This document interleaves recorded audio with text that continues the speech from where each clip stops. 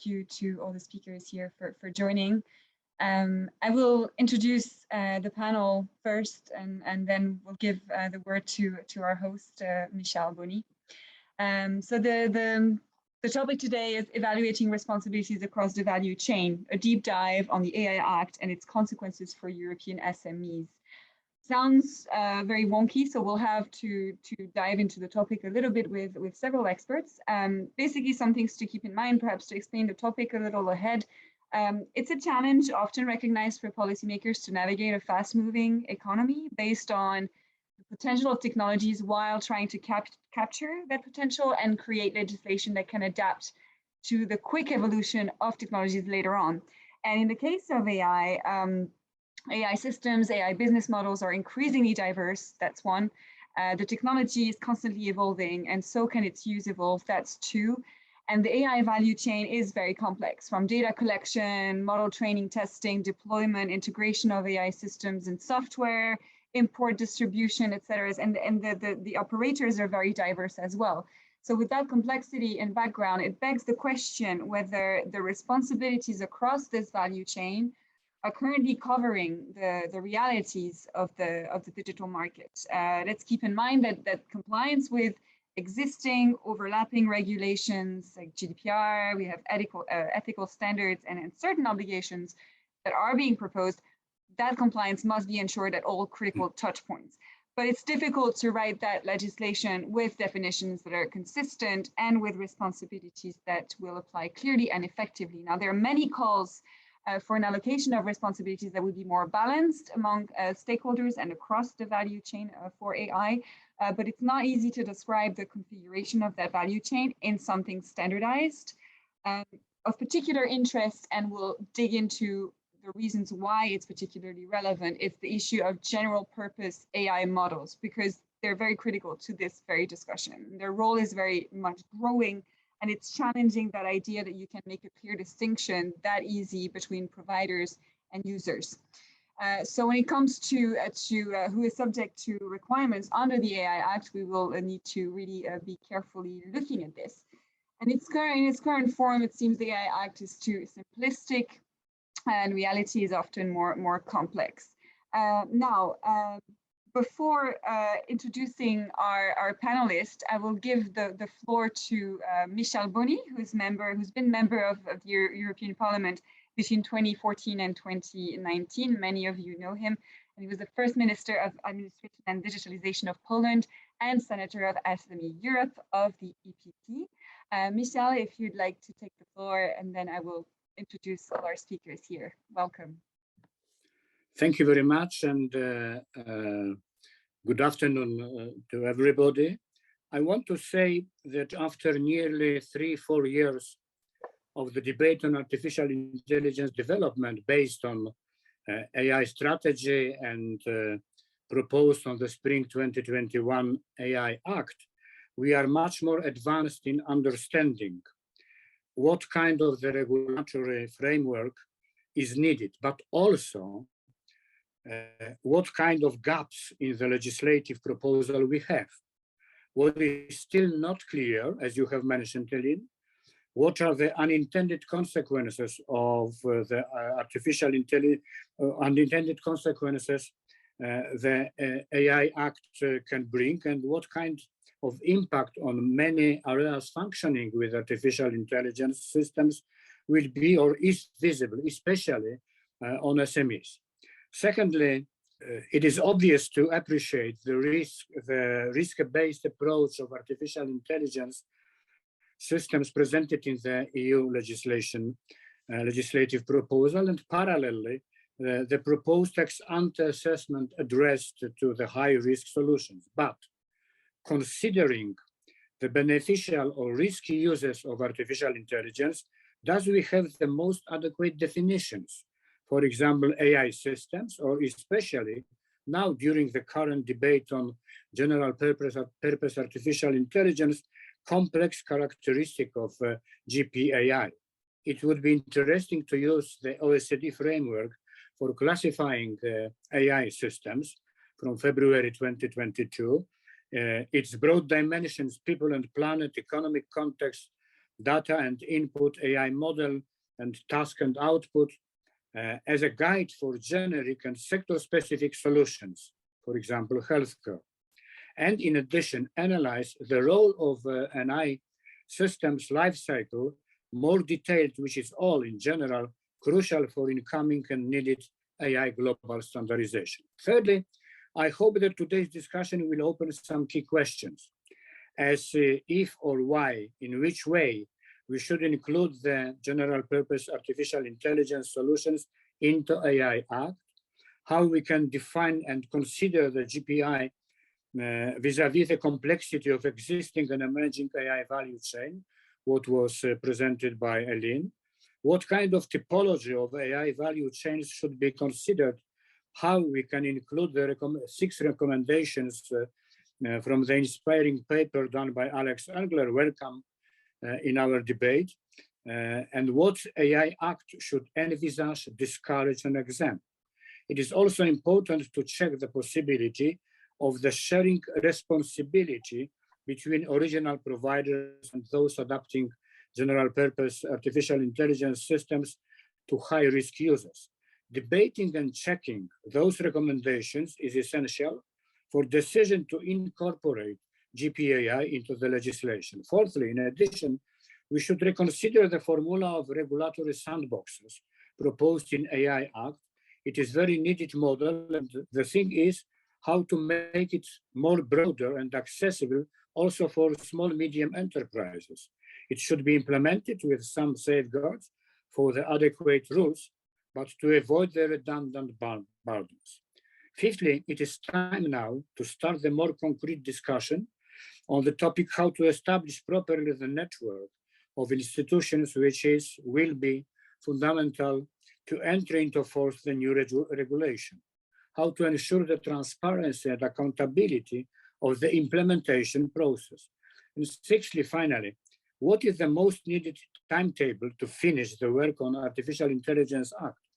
We should hurry up the efforts or to take care on solving all problems visible now, not such as visible at the beginning of the process. In my opinion, there are many topics which should be better defined, described, properly translated into legislation. So let's discuss and work, but at the same time, we should adapt our works to the Council agenda. Czech presidency has sent the final version of compromise text. It will be discussed on 18th of November. Among changes, there is a clarification when exactly obligations should start applying to providers of general purpose artificial intelligence systems. So it is not so easy. There are many difficult challenges, but let's start, and I keep fingers for the discussion and for our final results. Thank you. Well, thank you very much, Michel. You've indeed given us quite a few interesting questions that we'll indeed be looking at. So without further ado, I will introduce each of our excellent speakers today and then give the floor for opening statements and presentations. So first off, we have Kai Zenner. Many of you will know him as well as Digital Policy Advisor and Head of Office to MEP Axel Voss in the European Parliament. Then we have Alex Engler, who's Fellow at Brookings Institution and Associate Fellow at SEPS. So Alex, you'll provide more detail for today's topic through the presentation of your research. Then we have Georgios Verdi, who's Junior Policy Officer at Digital SME Alliance.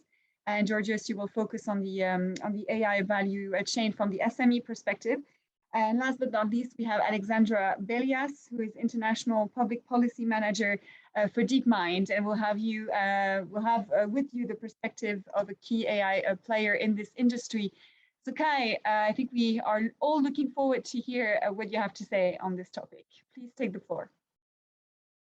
Perfect. Thank you, Eileen. And yeah, thanks for the EPP for organizing this timely event. I say timely because maybe to start with that point, so far the AI value chain and also general purpose AI systems were not really addressed in the European Parliament. So we talked a lot about other things, a little bit now, finally also about the scope, about governance, about conformity assessments, and so on and so on. But this topic because it's so complicated, also because there are some different views the co-rapporteurs didn't touch up on so far. But my feeling is really that maybe already next week we will have the first technical meeting, or maybe a first discussion on the shadows session on this topic. So maybe today's meeting can also help us to refine and further strengthening our position. Maybe I will do two blocks a little bit. First of all, in my opening statement, I will give a little bit information on the, let's say, discussion on this topic, what happened in the last months, because it's quite unique, I would say, what happened there. Then I would give you a quick hint how our EPP position is currently looking like, and maybe then as a third block, also how stakeholders can support us basically in the next weeks. And then Alex will tell you a lot more about general purpose AI and value chains, much more from a scientific and research-based perspective. Also looking very much forward to hear what Alex is then saying. So to start with the short overview, as I said, I would say it's quite unique what happens there, because to be honest, when the file was published now a long time ago in 2021, in I think in April or May it was, this whole topic of value chain and general purpose AI systems was really not on the radar of anyone, I would say. The Commission was rather satisfied and confident with their simplistic approach that they basically concentrate on the provider of an AI system, that they have also the user there and a few other actors. But apart from that, they wanted to keep it that simple and really just focus on the creator developer that they call provider. But then, and there, I think I saw basically also Risto in the list of participants, because the Future of Life Institute was one of the, I would say, the most vocal civil society actors, and basically one of the only stakeholders that really underlined all the time, look guys, there is something since 2018-19 happening in the whole AI community, where a lot of things are happening, and we think, so the Future of Life Institute thinks that basically the Commission's approach is not really fitting to general purpose AI systems, and on top of that, also in general there are some problems with the value chain.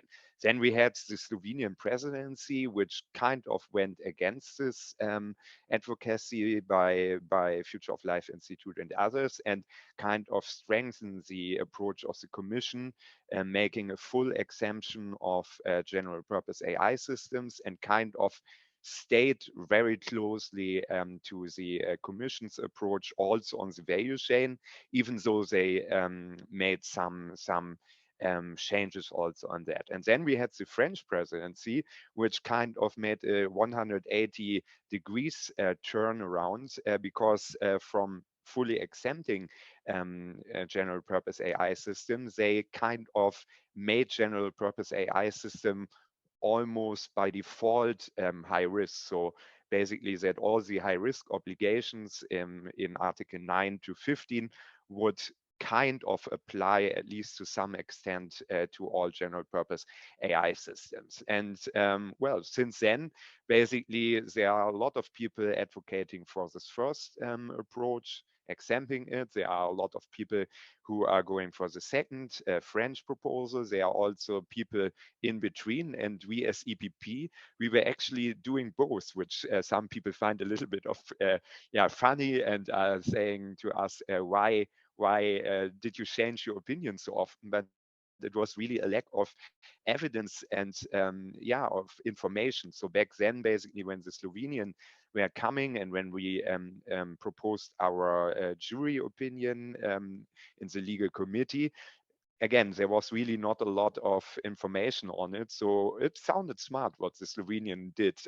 But then when the French were coming, we heard more and more evidence and data that maybe this is necessary, and therefore we took at least over certain parts. But like it's so often in life, the truth lies somewhere in between. So I talked already about the AI value chain and how the Commission was envisaging yeah, how it should be. And as I said, basically the strong focus of the AI Act is really on the provider. The provider needs to fulfill all those high risk obligations from Article 8 to 15.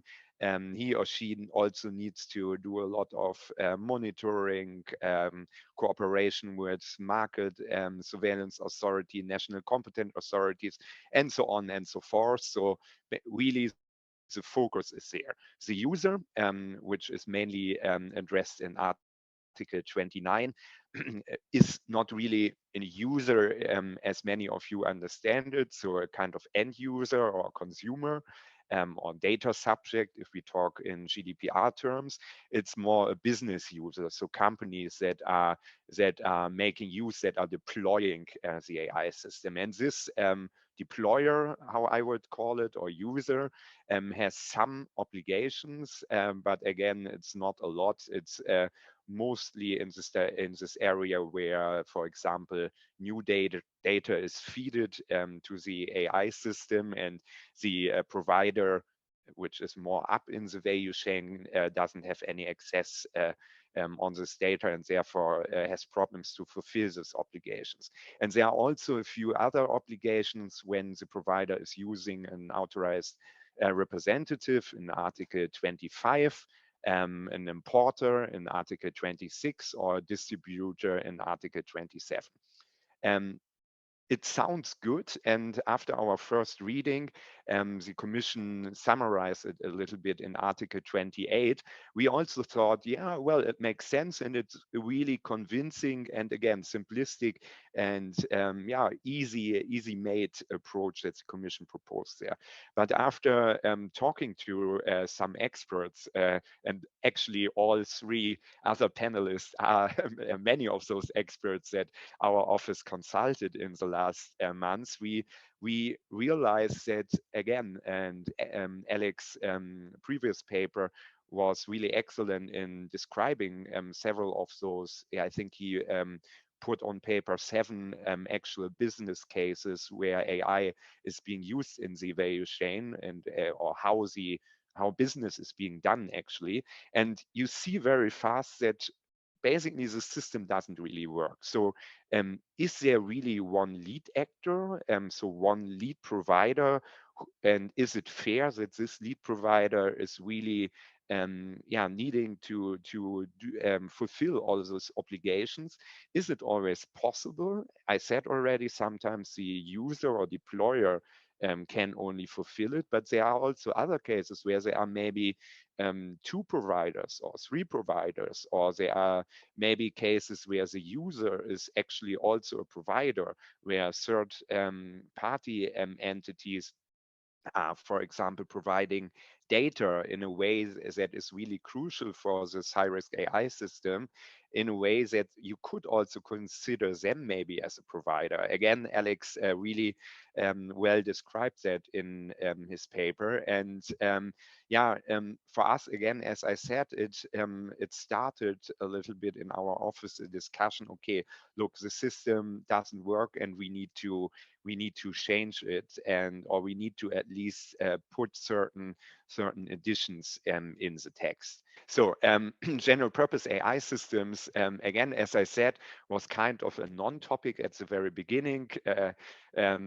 Actors like Future of Life Institute did a really good job in bringing it on the agenda.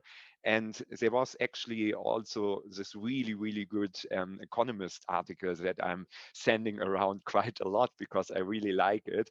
And there are certain very strong statements in it. So it's quite of astonishing if you read it that developing such a general purpose AI system is becoming so expensive that even I think the examples they used in this article, the University of Stanford is lacking the financial means, even with their cooperation with GAFA companies. They cannot do it anymore alone, and therefore they requested at the US government some additional funds, or even some general purpose AI system funding schemes, let's say, in order to still be able to do research in this field. And again, it's coming to a question, and digital SME, for example, was always underlining this point that potentially it's going in a similar direction like with platforms. So platform 1.0, you could call it, that you have a few powerhouses, let's say, that are dominating the market, and that other smaller market players, and with smaller, I already mean companies like Siemens, like Bayer, BASF, to take now German ones, or Shell, or whatsoever, who would not be able to develop their own general purpose AI system, but basically just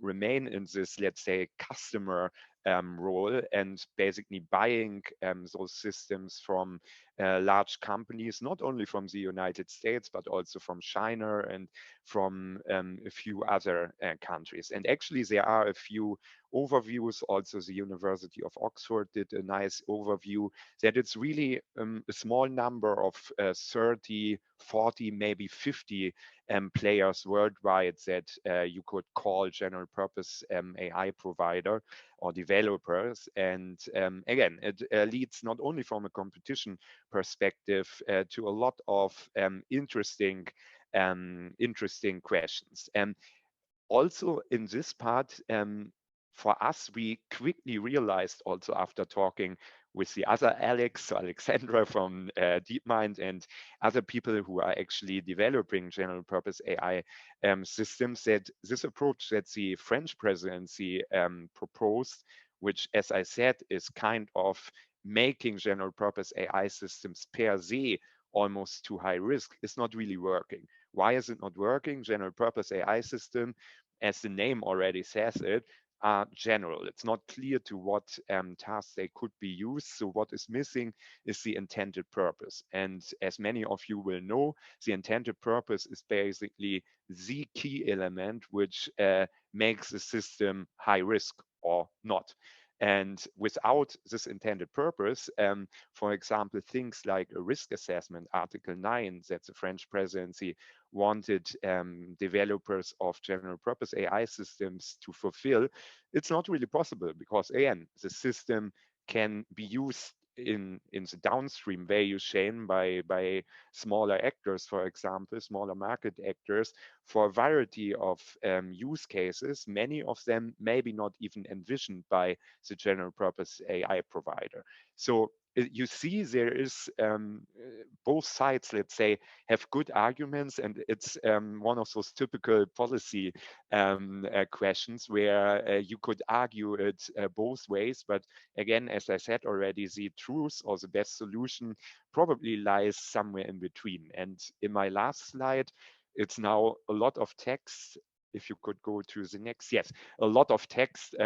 You can read it maybe while I'm talking a little bit. This is really, let's say, the up-to-date last minute position of the EPP. As I told you, we are constantly reworking on this part with all three panelists. I'm at the moment in constant exchange in order to make it work, but in order now to not talk too lengthy, just to make it very, very clear and simple. So we would use the former Article 28, or now it's the new Article 23A, to make it a little bit clearer what happens if, for example, downstream entity would change the intended purpose of an AI system.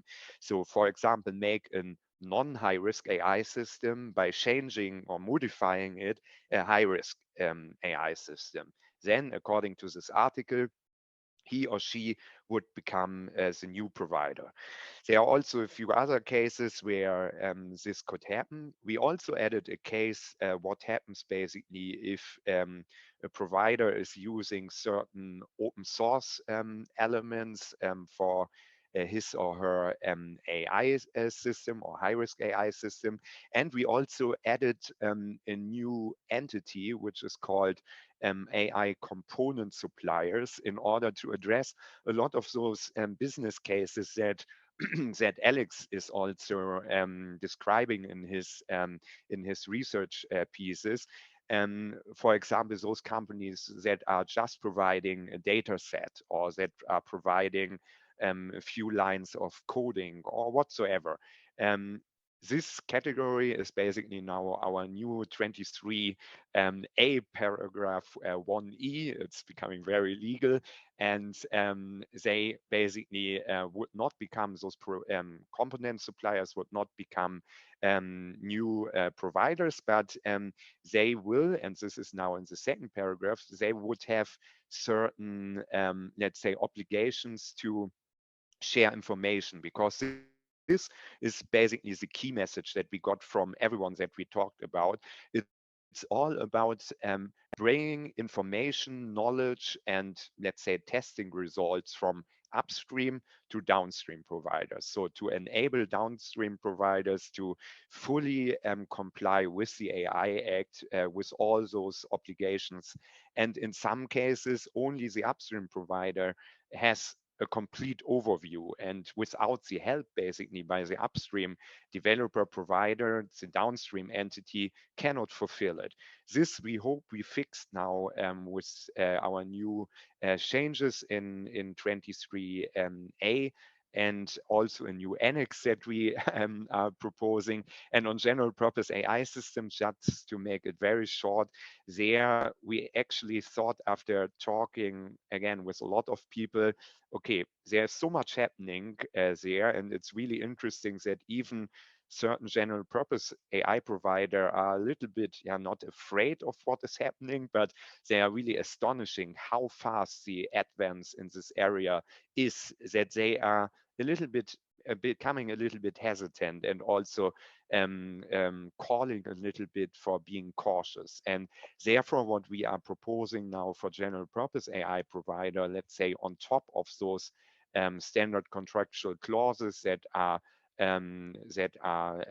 agreed between upstream and downstream to share information, that those actors really need to do an intensive technical documentation, that there is maybe a limited conformity assessment, no conformity assessment according to the AI Act, but a specific one for general purpose AI systems, that maybe there is also a very specific general purpose AI system, quality management system, something like this. So we added there a few points, but again, since it's so much at the beginning of the development, we are letting a lot of things to the market. So it's really on the market to come up with standards, with code of conducts. But what we would like to do is that we are using something that Mr. Boni was also mentioning, that we are using instruments like regulatory sandboxes, like the new AI board, to really get in touch with general purpose AI developers, find out what the risks are, what the opportunities are, and how to make the value chain fairer price. And now, very shortly, because I talk already way too long, just the last comment. We found it extremely difficult to find European companies to talk with us. Not that they don't want to talk with us, but Digital SME was basically one of the few really European players that had a position on this topic. All others are either having no position, or they are saying, yeah, we don't really know, regulating general purpose AI sounds difficult, could be too much, and yeah, but we cannot really say something. So in the end, most people who gave us feedback were coming actually from the United States, and yeah, basically often only from there. They were really delivering concrete feedback, either supporting regulating general purpose AI system or not regulating it. But the European actors that the EPP and also other political groups are trying to help with those additional value chain rules and additions in the AI Act, they don't really have an opinion on that. So my call, and this is really my last sentence with this event today, is really, please make a deep dive in this topic. We really need your input, and it's really you guys that need to be more involved, because without a good solution in the AI value chain, you will have a huge problem in the end. You can only go to Deloitte and Ernst & Young and so on and hope that they will help to fix it for you. And otherwise, you are kind of dependent from bigger market players. Therefore, we really need your feedback. If your feedback is, don't just make any changes, we listen to you, but our feeling is something like this proposed middle solution on balance middle position that we propose now is probably the right way to go. But again, we are very much open for additional feedback, and really hope that we also hear a few more European players that are telling us a little bit about their concerns and their evidence. Thank you very much, Kai. And I mean, we cannot state enough that you're doing an incredible job with the colleagues at the EPP in Parliament. So thanks very much for that. And I think you've made that call very clear.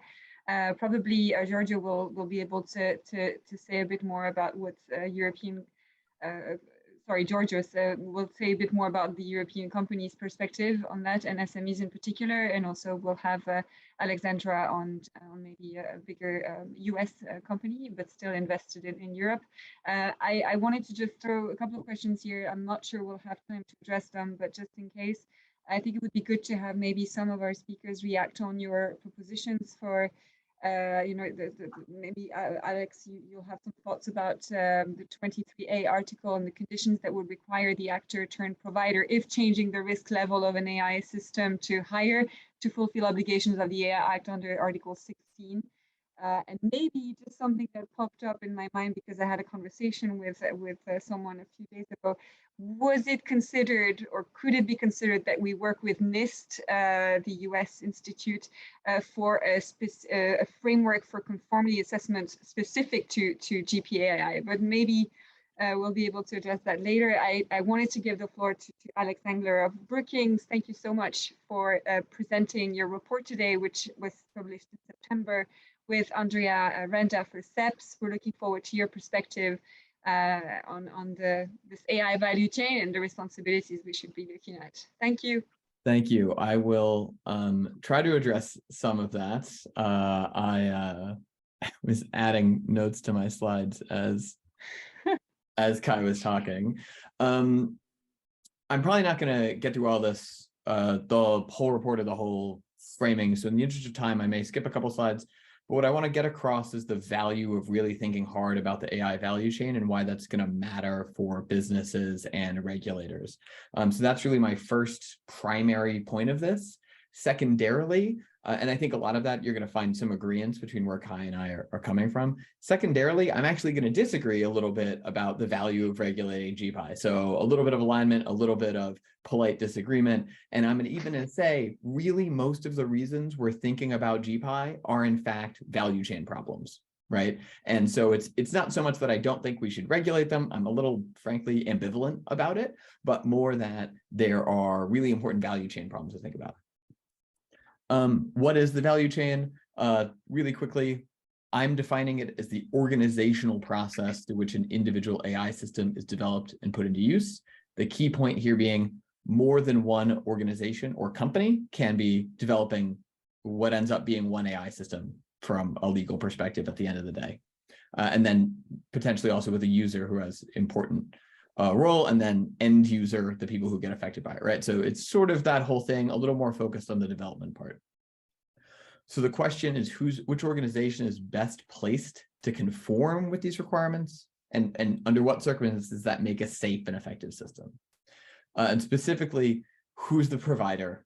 Who's the user? Are there several providers? Does any of this make sense in practice? I'm not going to dwell, but just a reminder, there's a ton of requirements for providers. There's fewer for users. Tons goes on the provider, the data governance, the accuracy, the transparency, the record keeping, filing, the formal registration, the conformity assessment, the registering, the high risk. It's a lot. Whereas on the user, there's relatively little. And if you manage to not fall in these two categories, it's relatively not that much, sort of the short version.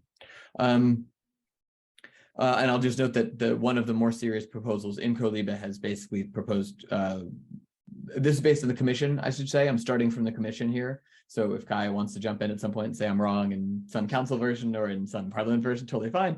IMCO-LIBE has proposed that the human oversight is expanded for users. So they're sort of saying users need to take a broader role. They need to be trained properly to use these. I think those proposals are reasonable. But most of this is coming on the provider. So who the provider is matters a ton. Okay, so some quick examples. And these are all in the report, so I'm going to give them short shrift. Internal development, you build an AI system and you deploy it internally. The task allocation in an Amazon warehouse, or the drivers who are following what the Uber app tells them to do, developed by Uber or Amazon respectively, used internally on their own employees. They're the provider and the user, right? So they have to do everything. AI contracting, however, can be quite different.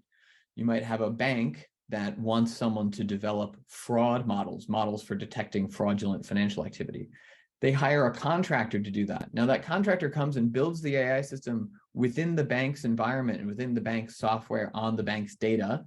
And actually, because the bank is the one who puts it into service, they're the provider. Even though the contractor may be built overwhelmingly the AI system, they don't end up as the provider, right? And so maybe that matches your expectation because the bank is the one running and operating the whole broader system. Sure, that makes sense, but useful to think about a scenario where they didn't actually build the thing.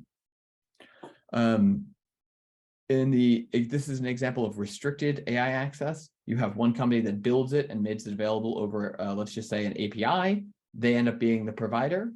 That's interesting because if they're getting input data from a client, they might not know very much about what the application is. They just get input data and they send back responses. The company that built the system and put it available via API, they're definitely the provider under the commission proposal. But again, do they really know what's happening to the data that's coming out of it? Probably not. They probably have a pretty limited view into what's happening, right? Another complicated example, software with AI code. Here you have a piece of software that includes code to develop an AI system, code to train a machine learning model, but no data. They sell that software to a purchaser.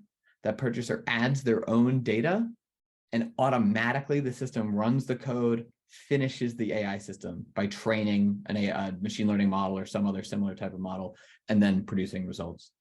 Here you have an incredibly complicated scenario, and this business model exists in the US.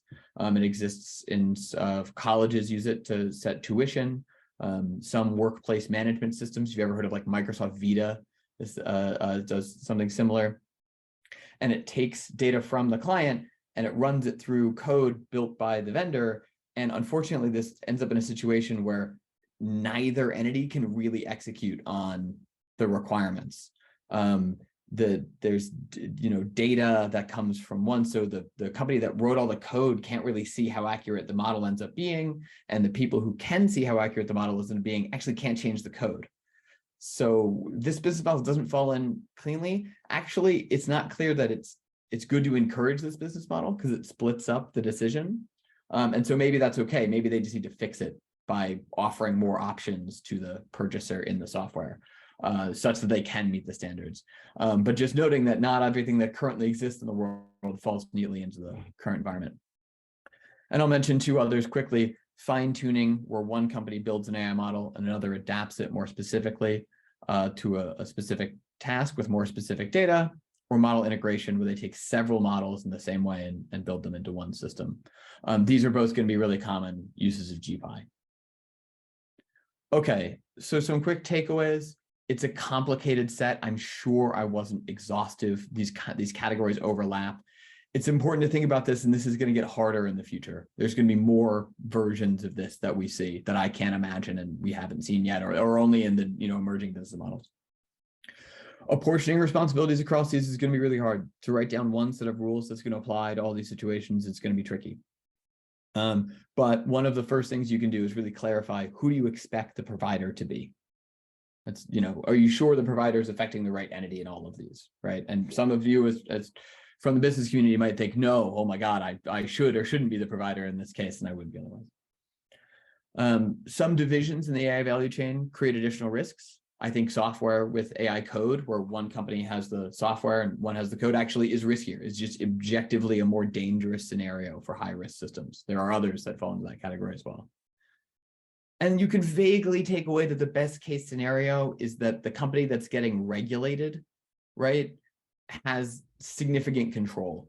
They understand broadly how the system works. They have most of or all of the models necessary to examine and test them. That there's someone at the end of the day who's making most of the decisions and has most of the autonomy and gets most of the responsibility. That's an idealized outcome, but it's also the best case scenario. And it's worth noting that this regulation will affect how that happens. This takes us very briefly to general purpose AI. I will first note that this definition, which is, I believe, the most recent one from the council, is a little tricky to interpret. If you take it to mean that a general purpose AI system only does some of these things, then it's actually very inclusive. Many AI systems only do imagery and text. That's actually fairly common. You may have heard of models like Stable Diffusion or DALL-E 2 that I think would qualify, though again, others can tell me I'm wrong. I'm guessing a little bit here. So this could be common, and if it's common, then you're actually going to regulate some trivial stuff. You're going to regulate a use of this to generate, generated images of fashion of people wearing clothing, or of designing furniture layouts in a room. You're also going to regulate really important stuff that maybe you didn't mean to, like all of content moderation uses models that do this. So it's not totally clear that if it's the inclusive definition, that this definition is thought about the many models it will include. Now, you could say, okay, well, maybe it should just be public-facing ones or ones that are used in the AI value chain. That would probably resolve some of that rather than internal use. But presently, it is incredibly inclusive, I think. If it means it has to do all of these things, literally general purpose in the sense that it hits every single one of these, then there's like 2 or 3 total models that do that.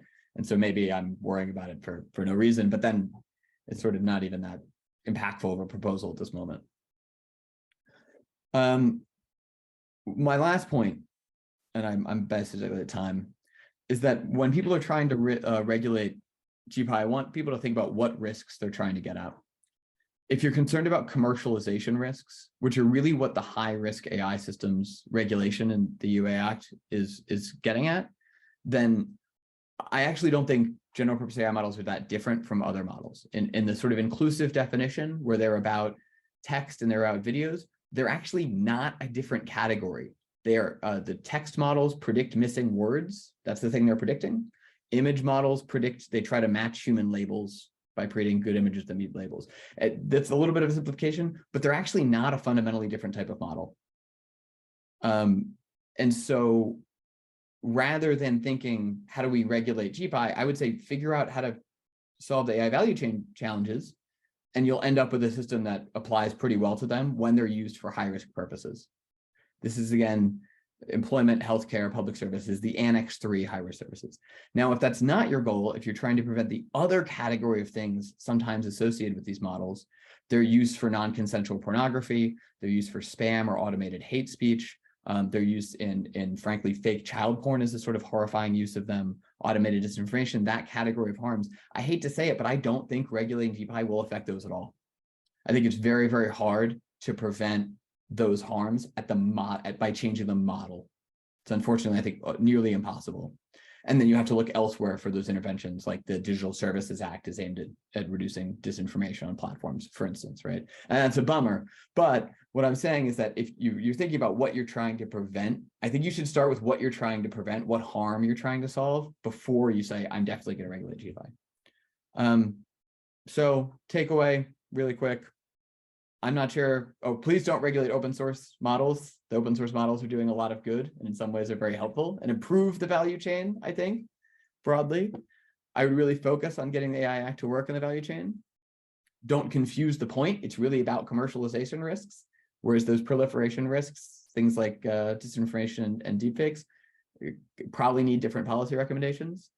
And to be honest, I'm a little lukewarm on regulating GPI, but I think the repository of GPI systems is probably valuable and might prepare for future regulations that are necessary. I'm a little over, so with apologies, I'll stop there.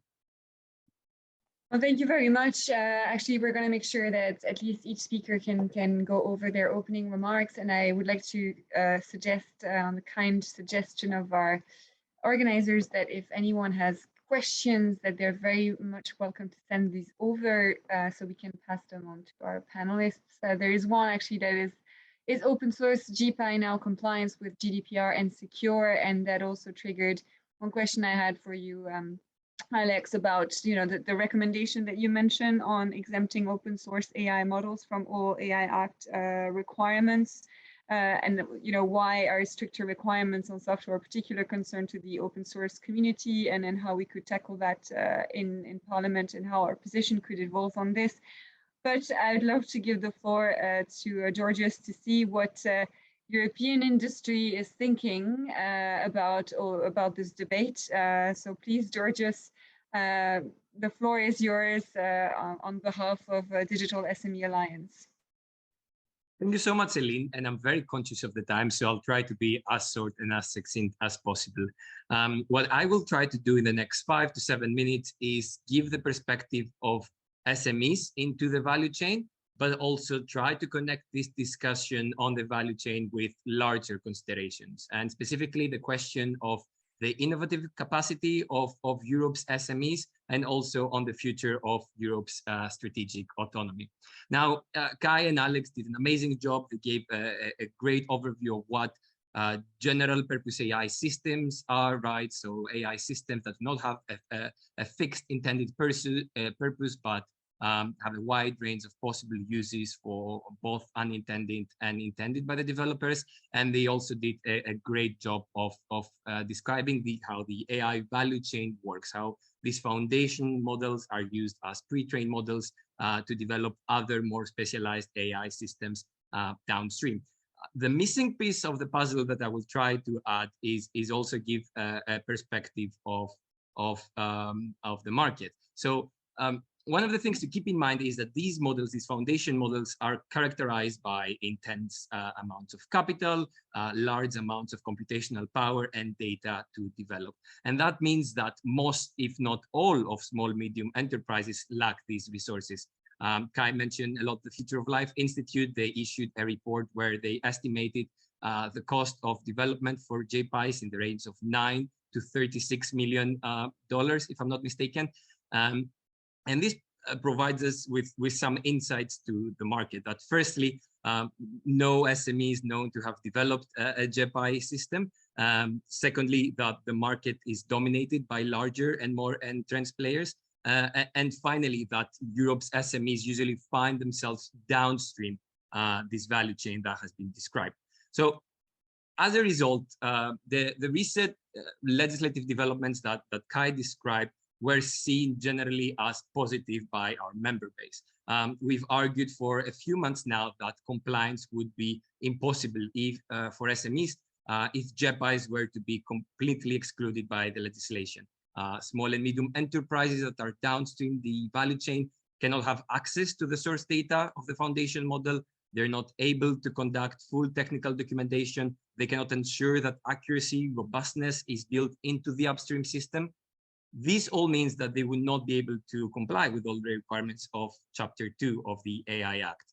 Now, as Kai said, on the other hand, it is also understandable that providers cannot have a full picture about all the specific usages of their system, downstream the value chain, the context of these usages, and also if requirements such as, let's say, human oversight are properly implemented.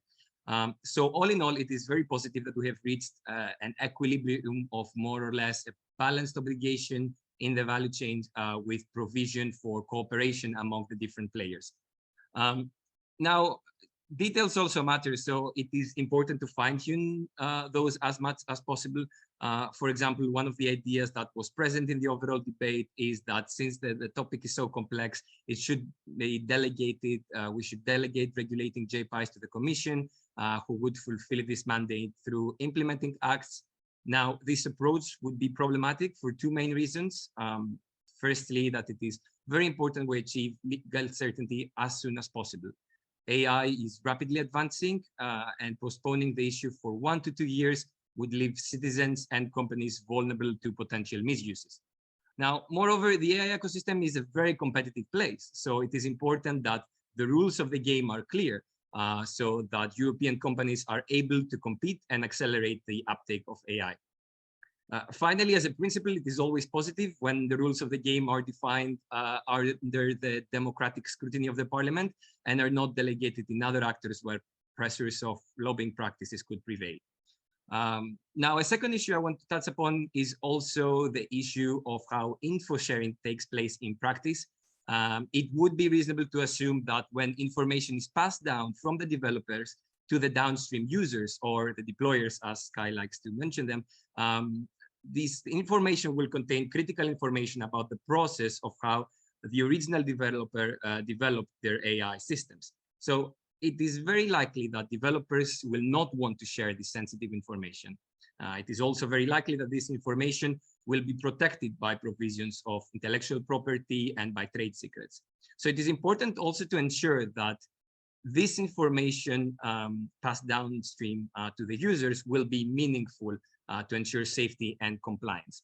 That's why one of the ideas that was mentioned, and we think is reasonable potentially, is to have JPI developers conduct some sort of conformity assessment of their own before making the system available to downstream users.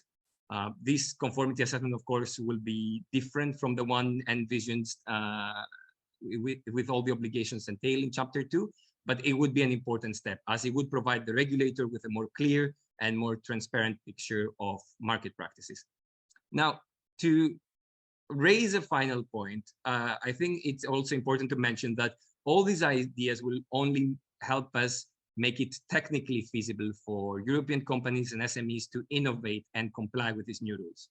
We also need to ensure that it is financially feasible for an SME to comply and innovate.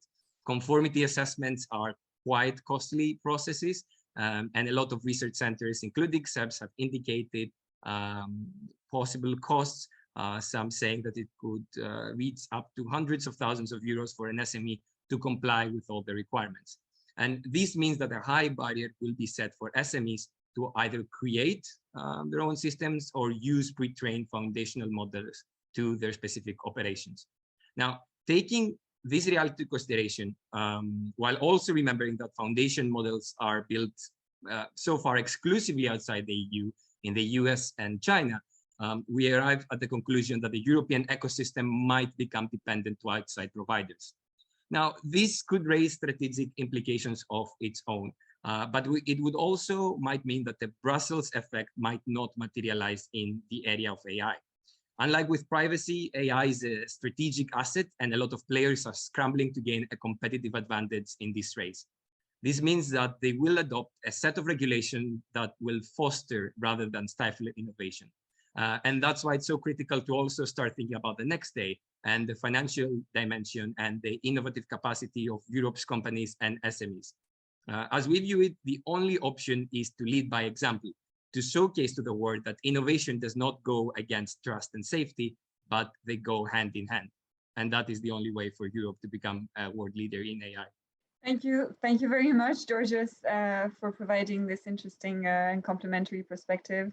I think I'd like to give the floor straight away to Alexandra, who will perhaps kindly add her own perspective from DeepMind. Thank you so much. Thanks, Celine. I'll try to make the most of the next 4 minutes. But the good thing with doing less is that lots of really smart things have already been said. So I'll try not to repeat what others have already said. I think just maybe to kind of think about the title of the event, I really like it because we talk about the value chain. Kai was kind of, this is a great slide, by the way, Kai, on like the different actors.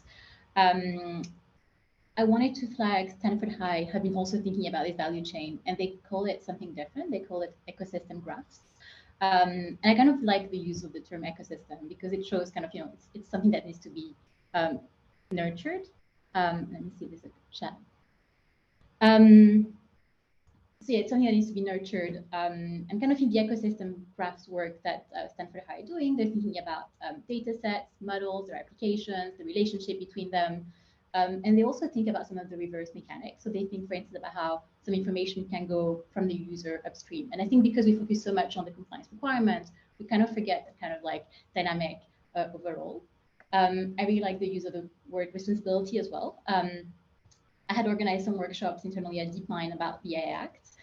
And when I was asking kind of where they thought responsibility should sit for JEPIs, the response from, you know, all the researchers and the ethicists was everyone should be responsible. And I think that's something we really need to kind of keep in mind. I think whoever ends up being responsible in the AI Act in terms of, you know, compliance requirements, it doesn't mean that the other actors need to, you know, wash their hands of it and say, you know, it's your job now, good luck with it.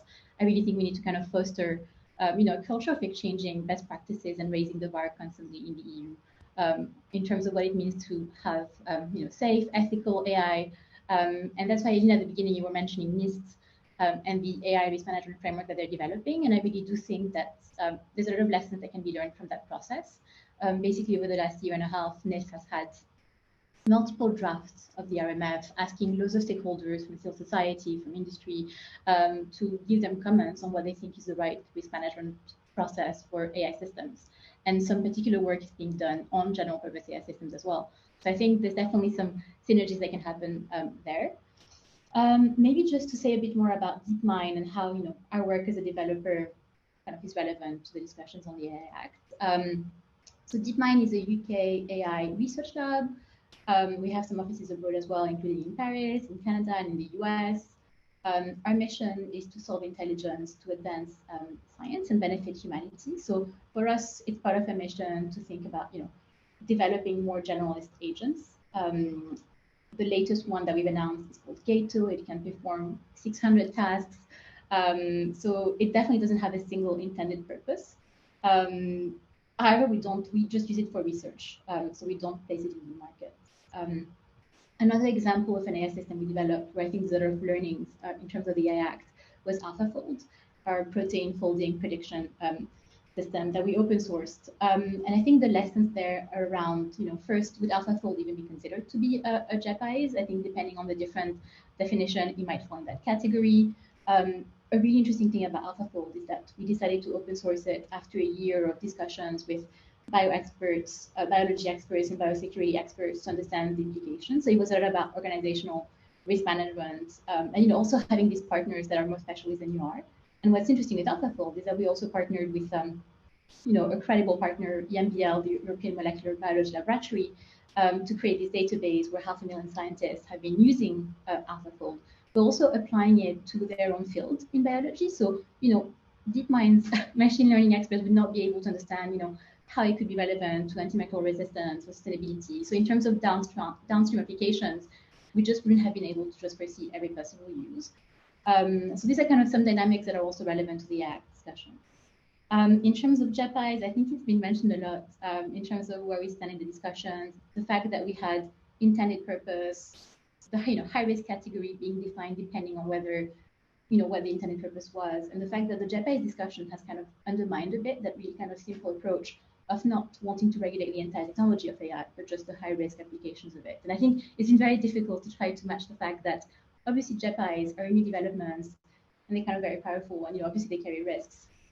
But then you have an AI Act that's taken a really different approach and that wants to regulate just high-risk deployed systems. So, you know, I think there's an issue in terms of how to create a regulation that's also, I think simplicity is not a bad thing, especially when we're talking about AI. So Georges was talking about the implementing act. It was interesting hearing your position because from where we stand, obviously JPIs are such a new development, and they're still we're kind of discovering new things, right? New organizations, new decentralized formats as well are developing their own JPIs. So from my perspective, implementing acts would not be a bad thing, because it would mean we would have more time to do a proper impact assessment, a proper consultation, especially if we make sure that affected communities will be properly involved in the consultation. So if it also means that then the implementing acts are more flexible than a regulation in terms of being amended, expanded, that's also kind of a positive thing. I'm not an expert on implementing acts, so these are my 2 cents on it. But I think JEPIs brings a lot about kind of how do you really future-proof the AI Act. And then the last thing, because it's something that both Kai and George has mentioned, was about kind of all the resources that are needed to develop JEPIs. And I saw quite a few statements saying that European companies do not develop JEPIs and they never will. And I think it's almost kind of a self-fulfilling prophecy, where if you're trying to kind of if you're taking this as a statement and you kind of build a regulation around it and not think about how to actually make it not correct and actually foster European innovation for what is definitely cutting edge and the next step of AI, I think you're missing part of the picture. And I think it's not something that's appearing out of thin air. Other governments are doing a lot of efforts into it. So the US has set up a national AI research resource task force, where they're really thinking about compute and data sets and how to make sure that researchers can access it. They're doing consultations about where federal AI R&D should be going. And I think that's a conversation that I haven't seen at all in the EU. And just one last point, one of the latest kind of JEPI that we've seen was actually developed by loads of researchers. So it was Bloom, loads of researchers around the world, and it was actually financed. The compute was financed by the French government. So I do think there's more that can be done in that area. And hopefully, if this is done properly, then Kai will have loads of European stakeholders coming to him with positions. So I think that would be a great thing to kind of look forward to. Thank you very much, Alexandra. It seems that our speakers agree, at least some of them, to go a little bit over time so as to address maybe their last thoughts. And because I know a lot of questions were based, and your talk also made me think, okay, when we have such complexity, we should go for simple and flexible. Is that really happening in Europe? And another thought that I know that Michal and Kai and you sort of hinted at was those regulatory sandboxes. Are we happy with the directions the AI Act is taking with this? But who would like to perhaps start with sharing last thoughts based on the discussion we had? I can start again if because I would really like to reply to Alexandra because I completely agree basically that if we are now trying to kill, for example, development in general purpose AI systems or foundation models because they are not European, let's say it, and we want to protect our economy and so on. Of course, this is really the worst approach that could be taken. So it's indeed, like you are saying, all about improving our research abilities, especially funding needs to be much stronger there. There are actually, well, you can dispute a little bit on the fact if they are a general purpose AI provider or not, but there is a German company called Aleph Alpha, and they claim themselves at least that they are developing general purpose AI systems. So one of the few European actors. But yeah, what they are telling you and what a lot of other companies are telling you is one of those typical things that Eileen and others, me, are hearing from forever now. There is a lack of funding, there is a lack of qualified staff. There are a lot of structural problems that we are facing in the European Union now for decades, basically. Also in the single market, there are a lot of barriers, VAT, and so on, that are still there, that are really hampering us. And there, again, completely agree with Alexandra that we should more focus on that than on regulating something that could be powerful and could be putting US or Chinese actors in the pole position, let's say. Just another point, what Alexander was saying, one reason why the parliament doesn't like implementing acts is that we are not involved. So it's basically, at least in the delegated acts, the parliament can and the council can say yes or no. In implementing acts, the parliament is basically out. And the commission did not always do a good job when it comes to digital regulation or governance. So let's say we as EPP and also our office, we are not the biggest fan of the council approach. And maybe it's just two small things. And because it was also mentioned, and at the SEPS meeting yesterday, I heard it for the first time that within the TTC framework, so Trade and Technology Council, there is a lot of talk and attempts to really coordinate very closely between the United States and the European Union, also on general purpose AI systems, build up similar rules, similar approaches, try to bring together actors in the ISO, so on. And I think you might want to repeat the last sentence because we lost you. I think the connection isn't very good. And I think this is really key. Alex were mentioning if working there together. And the last course, you see it really as one. There, I completely agree with Alex. Open source is one of the possibilities to really enable European market actors to be involved in or with general purpose AI systems. And also, if you believe in the open source community, there are a lot of possibilities to do reviewing, assessments, and so on. So we see it actually as something really good. The more general purpose AI systems are being put within the open source community, the better, because then there's a lot of auditing and so on. And again, it's enabling European market players to at least take up certain parts that they like from the open source community and put it in their self-developed AI systems. And that's everything from me. Thank you. Amazing presentations. I really liked it. Thank you, Kai. I think, Michel, you raised your hand. Yeah, I want to thank to all of you because it was fascinating and very inspiring. And I have two small recommendations. Firstly, the question addressed to Kai and to the European Parliament, if it would be possible to repeat this and to replicate this kind of discussion among members of the European Parliament, because they need to know all those and understand all those aspects presented by you related to AI value chain and GPAI. And the second issue is it's related to implementation and conditions for implementation.